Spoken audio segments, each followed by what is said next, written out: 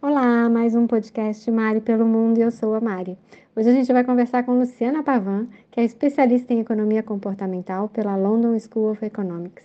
E ela é fundadora também do canal 90 Segundos de Finanças, que se dedica a melhorar a relação de pessoas com o dinheiro.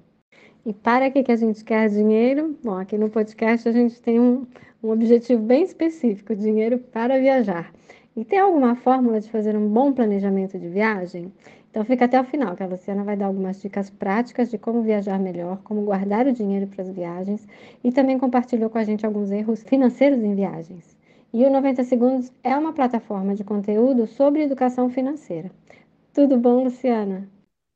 Olá, tudo bom, Mari? Prazer estar aqui com você. Muito obrigada pelo convite. Obrigada, Flávia, também por ter feito essa ponte. E eu sou consultora de organização financeira. Eu brinco que eu venho um passo antes do assessor de investimento, né? Primeiro a gente organiza a casa para fazer sobrar dinheiro para realizar os sonhos. E um dos principais sonhos do brasileiro é a questão de viagem. Então, eu vejo isso muito nas consultorias, né? Sempre que a gente fala, poxa, vamos pensar em alguma coisa que te faça trocar os seus impulsos, né? Mudar um pouco o seu comportamento. O primeiro objetivo das pessoas é a viagem. Então, assim, finanças e viagem têm tudo a ver. E viajar, além de um sonho, às vezes é uma necessidade também, né? De descansar, mudar de ambiente, conhecer coisas novas. E, Luciana, você também é organizada nas suas viagens e nos seus planejamentos financeiros para viagens? Nossa, eu sou, viu? Eu sou, e hoje a gente vai falar um pouco disso aqui, eu acho, que é assim, como eu faço para mim é de fato como eu ensino as pessoas a fazerem, assim, sabe? Várias dicas, várias coisas. Eu estudo economia comportamental. Então, é um pouco de como o nosso cérebro funciona na tomada de decisão. Já venho estudando aí há uns 6 meses. Então, tem tudo a ver com isso, assim, você, por exemplo, colocar lembretes, fotos, coisas que você gostaria de fazer nessa viagem, né? Isso tudo vai te ajudando ter um fundo específico com o nome das viagens, vai te ajudando a conseguir poupar, né? Porque é uma briga, né? Assim, é uma concorrência. Todo esse estímulo de consumo que a gente tem o tempo todo versus a viagem, né? E fazendo os roteiros personalizados e também compartilhando as experiências com os nossos leitores, a gente percebe que alguns viajantes são extremamente detalhistas na hora de fazer os cálculos da viagem e criam planilhas e colocam item das mínimas coisas que podem acontecer e que eles vão gastar durante a viagem. E tem alguns que já são bem mais tranquilos, comprou a passagem e agora vamos. Não fez um planejamento e às vezes dá tudo certo e às vezes leva um susto quando coloca tudo no papel ou vem a fatura do cartão de crédito. Como lidar com essas diferentes personalidades? Eu acho que essa questão da planilha, assim, mesmo quem não tem muito hábito, eu digo planilha, mas assim, entenda como uma listagem detalhada do que você quer fazer. Pode ser num caderno, né? Pode ser à mão, pode ser um aplicativo, pode ser qualquer bloco de notas do seu celular, ou seja, mas você conseguir fazer essa listagem detalhada e planejar com antecedência é super importante, né? Porque assim. Às vezes, é o que você falou, compra a passagem, o resto eu vejo. Às vezes, esse resto sai muito mais que a passagem. E a gente está num cenário que os juros do cheque especial é de 400% ao ano. Os juros do rotativo do cartão é de 200% ao ano. Então, veja, se você escorregar nisso, chega lá na hora, você pagou muito a mais do que você tem na conta, entrou no cheque especial, no final você vai ter pago duas viagens em uma, né? Então, acho que o ponto, assim, o ganho do planejamento, ele é tangível, assim, você consegue perceber o quanto que você está economizando, né? Você com certeza já passou por isso, né? Assim, chegou na porta do hotel, a diária está 5 vezes mais do que você pagou quando fez com antecedência aqui no Brasil, essa coisa toda. E vale para tudo, né? Vale para ingresso, vale para aluguel de carro, vale para essa coisa de, por exemplo, não desembolsar. e usar pontos, usar milhagens, usar esses benefícios também, que no fundo é uma ajuda financeira, porque você está deixando de desembolsar dinheiro, de sair dinheiro da sua conta e está usando esses programas, né? Então, isso também é um negócio bem legal. São muitas e muitas informações na internet, muitas chamadas de marketing para acumular pontos, fazer milhas e viajar de graça e tudo. E até que ponto isso acaba prejudicando um planejamento de viagem, porque também consome muito tempo e às vezes estimula a gastar onde não gastaria para poder acumular pontos. Como que você sugere que as pessoas possam se organizar e ao mesmo tempo usufruir dos benefícios? E é o que você falou, assim, né? Muita influência da internet, dos amigos, do influencer que a pessoa segue, e de repente não tem nada a ver com o que ela de fato gosta, né? Mas olha, Maria, eu tenho um checklist que eu montei, que economista comportamental adora um checklist. Então, assim, vamos de checklist para planejamento de viagem. Então, são basicamente 4 perguntas que, se a pessoa responder tranquilamente, assim, né? Sem essas influências externas. Olha para você e responde. Primeira é, onde eu quero ir? Segunda, quem vai comigo? Terceira, quanto tempo eu tenho? E quarta, quanto dinheiro eu tenho? Parece simples, mas não é. Onde eu quero ir? Eu, por exemplo, tenho uma lista gigante de lugares que eu quero ir. Então, assim, ainda na vida, né? Então, a famosa bucket list aí da vida. Então, assim, onde você quer ir? Então, né, naquele período, você tem o quê? Você tem uma semana, sei lá, em outubro. Então, assim, aonde você quer ir nessa uma semana em outubro? Não dá para ir para todos os lugares que eu quero ir na minha lista. Quem vai comigo também parece simples, mas não é tanto assim. Eu atendi um casal, que hoje é casal, mas você vê, no começo da pandemia, ele era um cara solteiro, fazia as viagens dele, de festa, balada, não sei o quê. Na pandemia conheceu uma moça, não sei o que, ela engravidou. Bom, moral da história, 4 anos depois, o tipo de viagem mudou completamente. Eles têm um bebê de 1 ano, são em 3. Então, assim, é um negócio. Então, assim, quem vai comigo é importante. É uma viagem com bebê, é uma viagem com criança, é uma viagem com pessoas com necessidades especiais, é pessoas que gostam de coisas luxuosas, pessoas que aceitam coisas mais simples. Então, assim, quem vai comigo pode mudar completamente o orçamento. Quanto tempo eu tenho é isso, né? Porque não adianta falar, eu quero, sei lá, fazer, não sei, vou chutar uma coisa muito longe aqui. Tailândia em uma semana. Poxa, tá, né? Assim, só para você chegar lá são 2 dias, para voltar são 2 dias, o que você vai fazer, né? Então, assim, esse quanto tempo eu tenho delimita muita coisa. E o dinheiro, que, né, é o que a gente fala muito em finanças pessoais, é um recurso escasso, né? Então, assim, ele é finito. Então, é, é importante a gente escolher o destino também em função de quanto você tem disponível, né? E aí fazer essas trocas, ou seja, poxa, eu quero muito ir para a Disney, né? Fazer esse exemplo de uma semana em outubro. Eu queria muito ir para a Disney uma semana em outubro, mas esse ano eu não tenho dinheiro.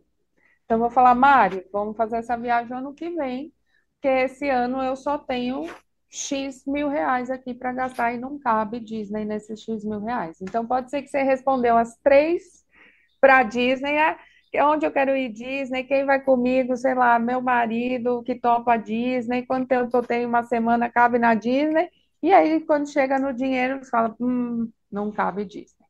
Então, acho que aí já dá para a gente fazer um bom planejamento com essas 4 perguntinhas. E você acha que tem uma porcentagem que é adequada, mensal ou anual, para as pessoas dedicarem especificamente a um fundo de viagens? Ai, maravilhosa essa sua pergunta, assim. Depende muito da fase da vida que a pessoa tá, né? Porque, por exemplo, se você estiver numa fase que você tá, sei lá, comprando um apartamento, construindo uma casa, você tá saindo das dívidas. Então, realmente, a viagem vai concorrer com coisas muito importantes aí da sua vida também, e às vezes mais prioritárias do que a própria viagem. Mas se a gente pensar numa situação que a pessoa já está ali confortável, já está com a vida bem organizada, eu gosto muito de separar um percentual específico para viagem e um percentual específico para investimento, e aí entendo investimento futuro, né, sua aposentadoria, essa coisa toda, então é importante a gente não esquecer disso. Mas assim, boas práticas de finanças falam que a gente deveria pelo menos focar em guardar 20% do que ganha, né? Claro que Para tem gente tudo, para tudo, para tudo. exatamente. Então, assim, dentro desses 20%, a gente teria que dividir um percentual para viagem e um percentual para essa parte, tanto de investimentos quanto futuro. Então, acho que aí dentro de 20 cada um conseguiria alocar aí o que mais gosta. Tem pessoas que vão alocar um pouco mais para viagem, porque gostam de coisas mais luxuosas, mais longas, tal, e tem pessoas que vão alocar um pouco menos, porque estão mais preocupados aí com uma aposentadoria, com alguma coisa assim, e aí acho que aí varia, mas dentro de 20% seria um ótimo negócio. Por outro lado, tem pessoas que têm até um bom planejamento financeiro, faz uma reserva para viagem e acaba sempre priorizando alguma coisa da casa, família e não prioriza seu próprio lazer. Como que você vê isso e se tem alguma forma da pessoa entender que ela é importante também e desfrutar sem culpa? Exato. Nossa, isso é assim, você vê, dinheiro, é por isso que eu gosto do que eu estudo, mas porque assim, essa pergunta tem 100% a ver com o emocional. Uhum. Então, é assim, é exatamente o impacto das emoções nas decisões financeiras. Né? Partindo do seu exemplo aí, a pessoa está com tudo organizado, teria como fazer, né? Não é o caso que vai entrar no cheque especial, não vai entrar no cartão de crédito, nada disso. Tem como fazer e fica adiando. Por quê? Provavelmente medos, traumas, coisas completamente emocionais, né? Medo eu conheço pessoas que é muito parecido esse caso, que tem medo de deixar o cachorro, que não consegue fazer uma viagem sem o cachorro. Então, assim, é puramente emocional. E essa culpa de gastar o dinheiro com você mesmo, né? Essa culpa de repente tem alguém da família que não tá tão bem quanto você, e aí você vai fazer uma viagem, a outra pessoa não vai, né? Que tem muito isso também dentro dos núcleos familiares. Então, assim, isso tudo são totalmente emocional, Mário. Totalmente emocional. Assim, é incrível como o nosso cérebro ele cria todas as teorias, né? E aí a coisa acontece, né? Tem uma coisa que a gente fala viés de confirmação. Então, assim, ai, não, será que eu empresto dinheiro para o filho? Não sei o que, de repente o filho toma uma multa, bate o carro, aí fala, não, tá vendo? Eu tinha que emprestar esse dinheiro pro É incrível, assim, é uma coisa muito maravilhosa esse nosso cérebro, viu? E, Luciana, quando a gente viaja sozinha, tá tudo resolvido. Agora, quando a gente viaja em parceria ou com companhia, como a gente faz quando as personalidades são completamente diferentes, um super controlado, outro super descontrolado financeiramente? Como ajustar isso? Pois é, né? Não, esse aí é um ponto assim, comunicação, né? Assim, eu falo, tem casais que foi engraçado que a gente fez um período aí da nossa vida, a gente tirou um ano não, 7 meses sabáticos que a gente morava no Canadá e voltou para o Brasil pela Ásia. E aí a gente encontrou um brasileiro no caminho e ele falou assim: Nossa, vocês estão viajando 7 meses? Eu, com a minha ex-mulher, não aguentava 7 dias. E é muito isso, assim, gente. Então, assim, olha, se realmente você não consegue viajar, tem uma coisa mais errada no casamento do que só finanças, né? Assim, mas eu acho que essa questão do perfil, principalmente aí de consumo na viagem e tal, a gente precisa combinar antes de ir, sabe? Porque realmente o prazer, a emoção do lugar vai nos convidar a gastar muito. Então, Também tem uma história de um amigo meu que pagou 600 euros numa garrafa de champanhe no Moulin Rouge. Ele falou: Nossa, estavam dando ali de boas-vindas, eu achei que fosse barata, não perguntei. Então, assim, é essas coisas de que vai nos convidar, né? O ambiente, o contexto, que a gente fala muito também em economia comportamental, o contexto importa demais. Então, você está no Moulin Rouge, você está ali naquela beleza toda, tomando champanhe, pô, eu quero mais daquilo e não vai perguntar o preço. Então, assim, o contexto vai nos convidar a gastar muito. Então, a conversa que tem que ter antes de viajar é quanto nós temos para gastar e como nós vamos gastar isso, ou seja, que meios de pagamento a gente vai usar. Que daí, Mari, tem uma coisa importante, assim, que eu sei, já li até que vocês abordam isso também no blog lá de vocês, que é essa questão, né? Quanto levar em dinheiro, levar em cartão, usar cartão de crédito, ou seja, isso tudo precisa ser muito combinado, porque cada coisa dessa tem um custo diferente. Então, assim, a minha dica, em resumo, é: se você tem uma pessoa aí do casal tem um comportamento de consumo mais agressivo que o outro, vamos combinar limites. Olha, você vai comprar, sei lá, você tem tanto para gastar na viagem inteira, beleza? Beleza. Aí, se a pessoa torrou tudo num dia só ou conseguiu se aguentar aí até o final da viagem, tudo bem, né? Mas assim, eu acho que esses combinados são muito importantes, porque assim, é muito fácil passar o cartão, é muito fácil ser levado pelo contexto, e depois, assim, o valor dessa fatura vai chegar. E precisa ter esse combinado antes, né? Ah, então eu vou no restaurante com você e você vai no museu comigo? Ou não? Ou enquanto você vai no restaurante, eu vou no museu, porque para mim é mais importante ver o museu que o restaurante, né? Ah, Esses eu combinados. acho ótimo esses combinados de viagem, porque realmente é muito difícil ter os mesmos gostos, né? E eu É adoro muito... quando vai um para cada lado e depois se junta e cada um tem uma novidade para contar em um outro lugar que estão os dois de comum acordo, né? Eu acho bacana. Então, Mari, isso super serve para amigos, viu? Isso uhum. super serve para mim. Quando você está viajando entre amigos, também é mais difícil ainda, às vezes, conciliar os gostos. Então, assim, um quer fazer shopping, outro quer ir pro museu, o outro quer ir no restaurante não sei da onde, a feirinha não sei da onde. Tá bom, a gente se encontra às 5 da tarde aqui no hotel. Eu acho maravilhoso. E tem um aplicativo, a gente pode falar um pouquinho de tecnologia para ajudar. Tem um aplicativo que eu usei na última viagem com amigos do Peru, que era aquele de split, de fazer as contas, né? Virtuais. Um É, paga, o outro paga, e vai sim, botando ali, ele mesmo ajuda a fazer a conta no final, e ninguém sai ganhando nem perdendo, e fica todo mundo feliz, né? É, adoro esse onde que a virtual. tecnologia pode ajudar nesses planejamentos? Olha, eu tenho uns sites que às vezes, dependendo da viagem, eu olho. Se é uma viagem de carro, tem toda essa questão de pedágios, né? Que às vezes umas estradas têm uns de R$ 2, o outro tem R$ 50 de pedágio, né? O negócio assim varia super. Chama Qualp, então Qualp, P de pato, P de pedágio.com.br, é um site bem bacana de calcular essas custos, né? De quanto você coloca ali o seu carro, essa coisa toda, e ele já te fala mais ou menos quanto seria o combustível e quais são os pedágios que tem no caminho. Tem um pessoal que eu conheço, eu nunca cheguei a usar, mas também que às vezes mora no interior, vem muito para São Paulo e vir sozinho para São Paulo acaba, né, gastando muito mais. E eles usam aqueles aplicativos de caronas. E eu, particularmente, sou apaixonada por navios, por viagens de cruzeiros marítimos, essa coisa toda, né?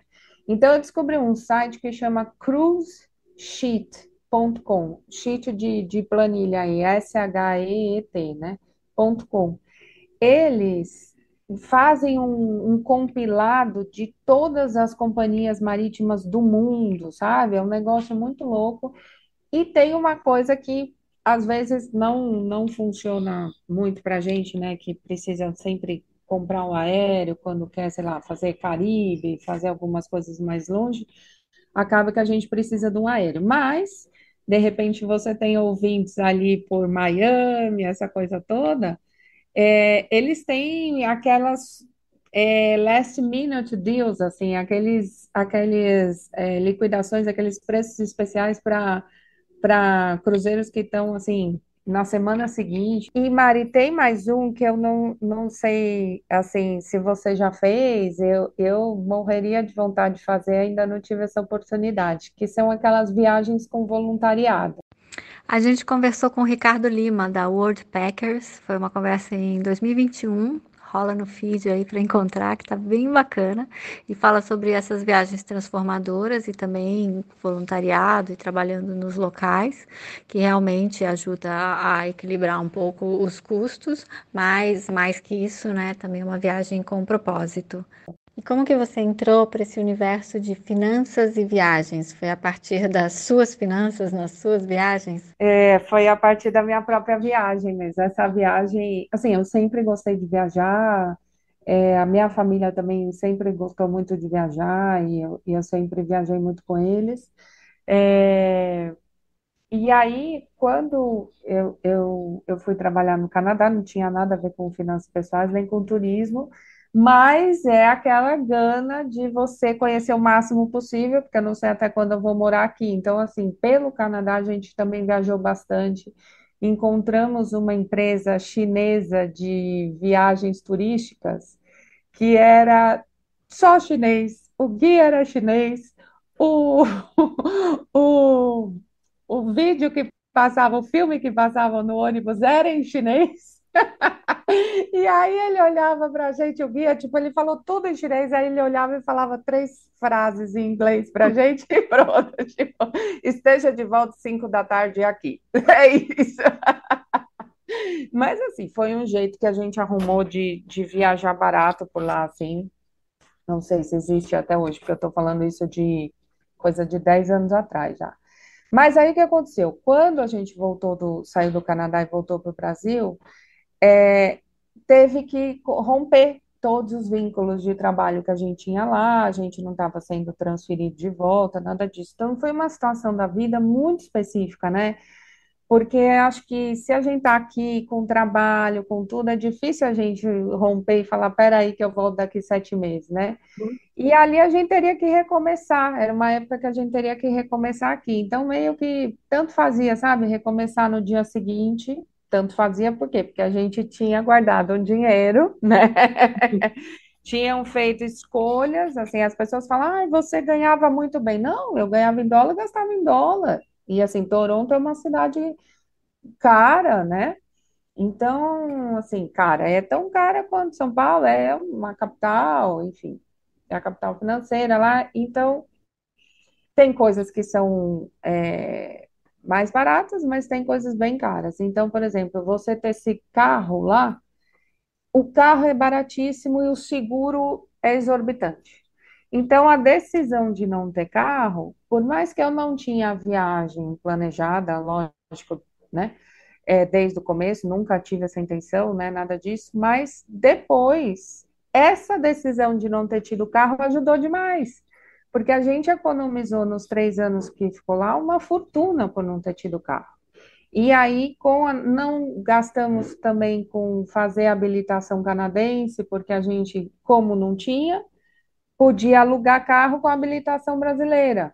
Então, a gente pegava, alugava como se fosse um turista e estava tudo certo, né? Então, precisava do carro, você alugava, fazia uma viagem, fazia alguma coisa, ia no compromisso, devolvia o carro, acabou.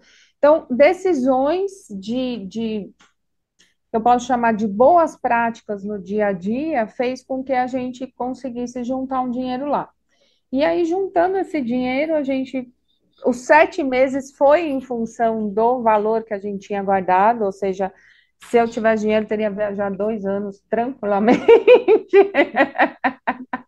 Ah, aquela coisa, não tem saudade do seu travesseiro? Não, nenhuma teria ido tranquilamente. Então, 7 meses foi um período que realmente foi o que o nosso orçamento deu.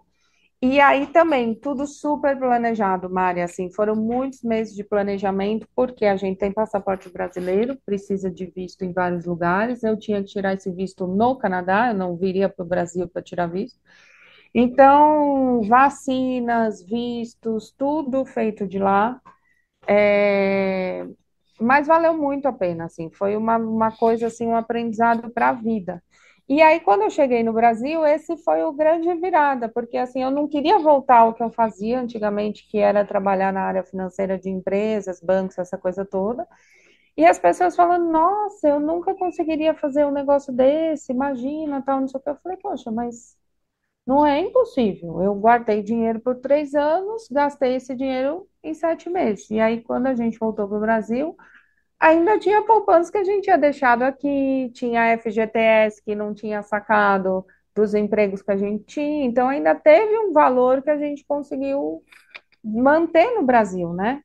Então acho que foi muito importante, assim, em resumo, foi essa percepção que as pessoas tiveram sobre o que a gente fez que me levou a me dedicar em finanças pessoais. Assim, eu falei, não, tem uma coisa aqui que eu acho que eu estou fazendo direito e as pessoas não foi conseguir. Mas aí, assim, entre esse meu achismo e o que eu faço hoje em dia, eu fui estudar psicologia econômica, porque eu falei, não, a chave disso é, de fato, ó, quem chegou aqui, ó, uma linha da planilha aqui, esse pet lindo. E assim, o impacto do comportamento financeiro, né? No sentido das suas decisões, como todas as emoções impactam. Então, assim, o pontapé foi ter feito a viagem, mas hoje em dia a consultoria tem muito mais a ver com essa parte comportamental mesmo. E muita gente procura um profissional depois que já tem um problema. E é interessante procurar um profissional para justamente não chegar ao ponto de ter um problema, né? E o planejamento financeiro, eu acho que é isso.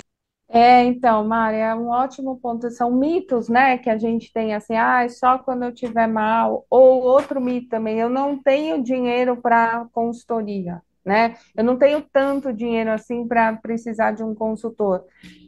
Outro mito, assim, porque na verdade, para mim, tanto faz, sabe? Se você ganha 1.000, 10.000 ou 100.000, o que importa é como você se comporta perante o que você ganha, né? E aí, quanto antes você começar a fazer, melhor. Porque se você está no início da sua carreira e já começa com o pé direito, administra bem o seu salário inicial, quando você estiver ganhando mais, você vai conseguir poupar muito mais, né? Então, assim, infelizmente, acontece exatamente o que você falou, assim, as pessoas veem quando tá doendo, né? Então, tá doendo que se enrolou no cartão, tá doendo porque tá endividado, tá doendo porque acha que perdeu a mão, mas nem tem noção de quanto que perdeu a mão direitinho.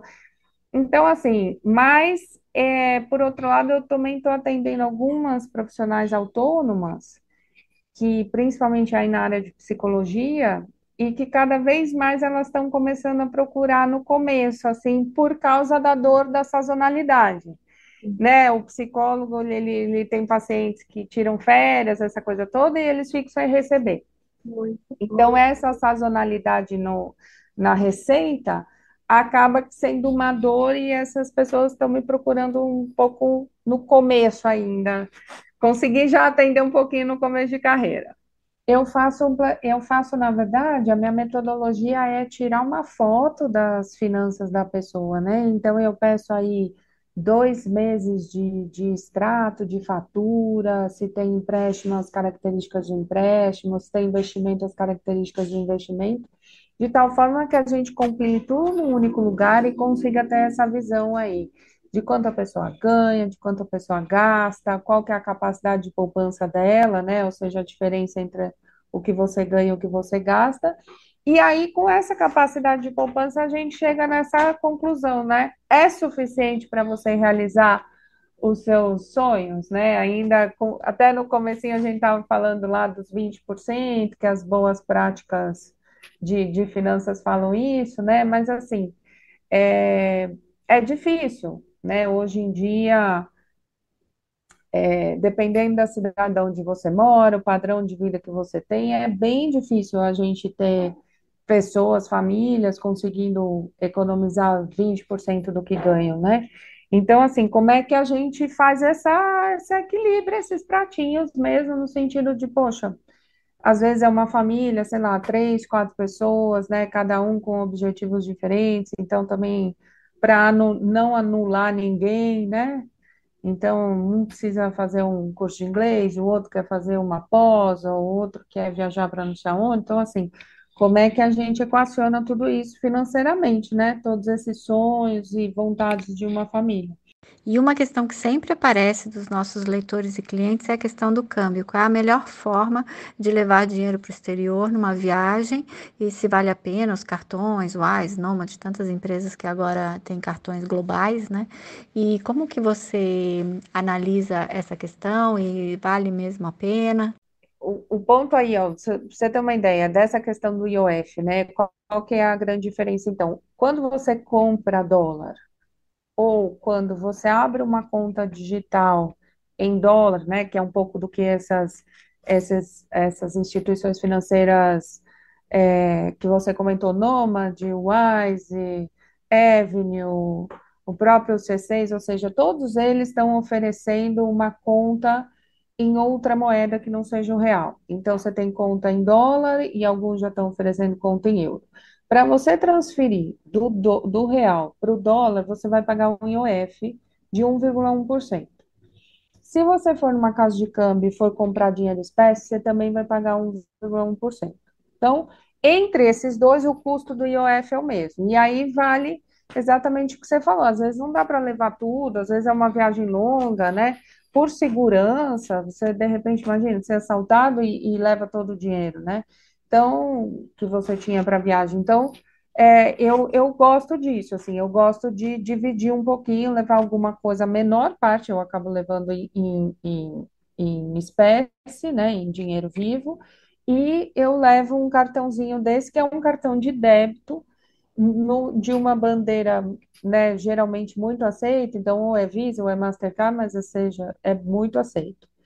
E aí, o cartão de crédito eu acabo levando por segurança. Então, assim, se me acontece alguma coisa, se esse cartãozinho não funciona, se o dinheiro acabou, enfim, por segurança eu levo um cartão de crédito. O cartão de crédito hoje está com IOF, ou seja, o que você gastar lá fora vai ser convertido da moeda para real e em cima disso vai ser cobrado o IOF. Atualmente está 4,38 e já foi 6, né? E existe esse projeto de zerar até 2028 o IOF, né? Então, isso eu acho que é uma das grandes novidades aí do custo, porque antes a gente comparava 1% com 6,38, agora a gente está comparando com 4,38.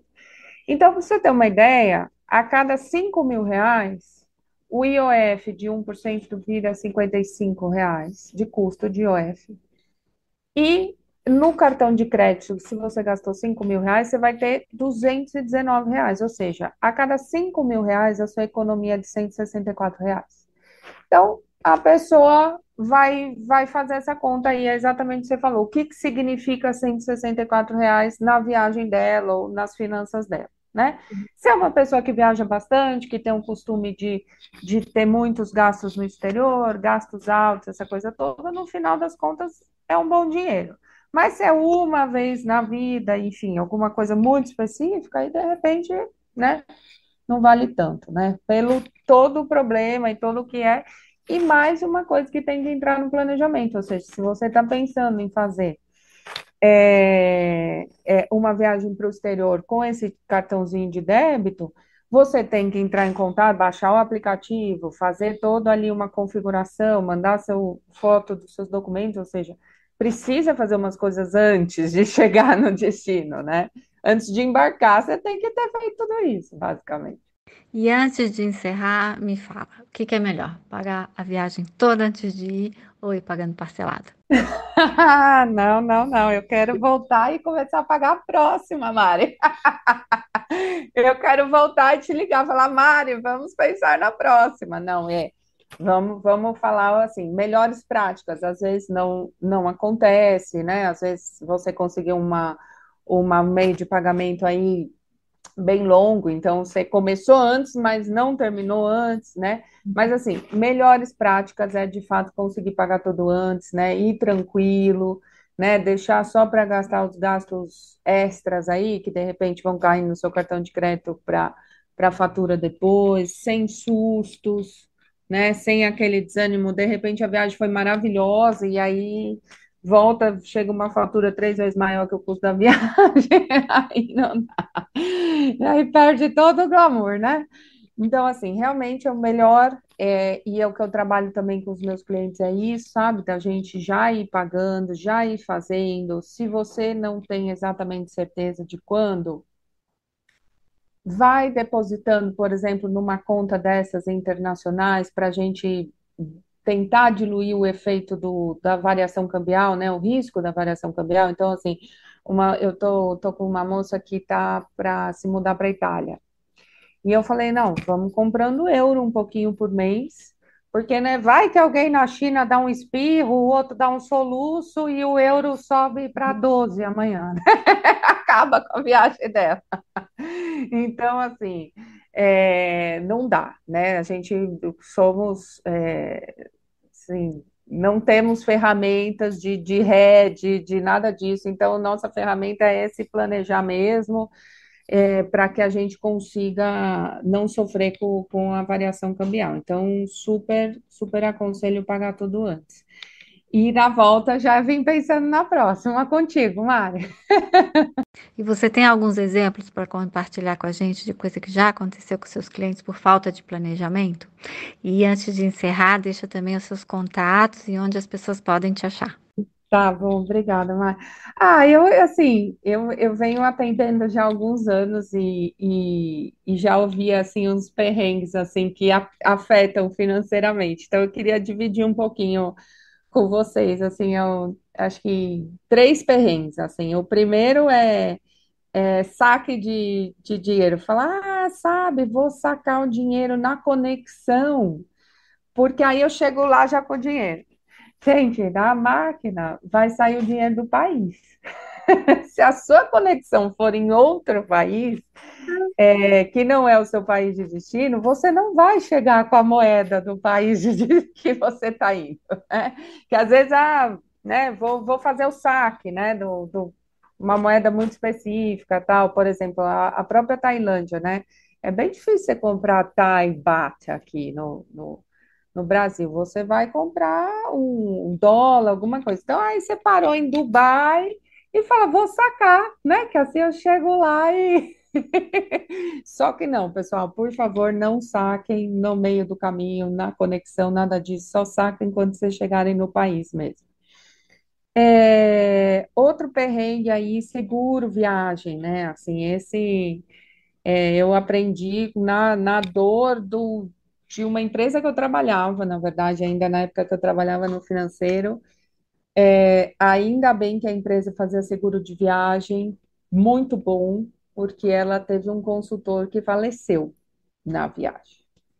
E aí, isso, gente, olha, espero que ninguém passe por isso, porque é um trabalho, é um gasto, é uma coisa é muito louca, assim. No caso, foi de Moçambique para Recife, que teve que trazer esse corpo. Foi um negócio, assim, surreal, uma operação de guerra.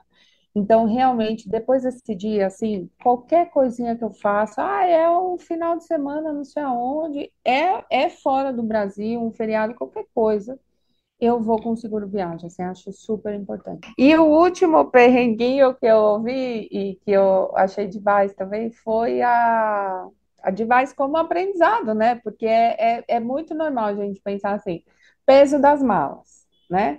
Porque as companhias aéreas estão, né, que na jugular da gente aqui para qualquer pezinho extra que passar. E aí o que aconteceu? Ele tinha uma passagem que tinha direito a duas malas de 23 quilos. E eu achei ótimo o raciocínio. Não, eu tenho direito a duas de 23, então eu tenho 46 quilos. O que eu vou fazer? Eu vou fazer uma de 30 e uma de 15. E tô dentro do meu limite, né? E aí, quando chega na hora, não dá, porque são exatamente duas de 23. Não dá para somar, né? Então, acho que esses três pontos eu levo uma balancinha comigo. Não sei se você leva uma balancinha com você, Mari, mas eu levo. E você tinha perguntado, então, onde as pessoas me acham, né? Tem o meu site, que é os 90 segundos de financas.com.br, Tem no YouTube, 90 Segundos de Finanças, e tem no Instagram, Luciana dos 90S, que seria Luciana dos 90 Segundos. Luciana, muito obrigada de ter aceito o convite. Adorei a sua participação aqui, adorei as dicas, as histórias e espero que tenha contribuído bastante para os ouvintes no planejamento de viagem. E quem tiver realmente a maior dificuldade de planejar, não deixe de consultar um profissional e pedir ajuda, porque é muito valiosa e a ideia aqui é planejar para viajar cada vez mais.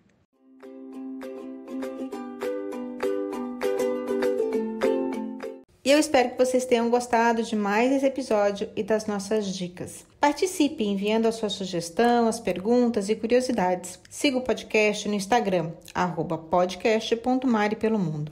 O nosso podcast de viagem foi idealizado e é realizado pela equipe do blog Mari pelo Mundo e a gente fica feliz de contar com a participação de convidados e amigos. Assine o feed, curta e compartilhe as nossas dicas com os amigos. Conte conosco também sempre que quiser organizar uma viagem. E até a próxima!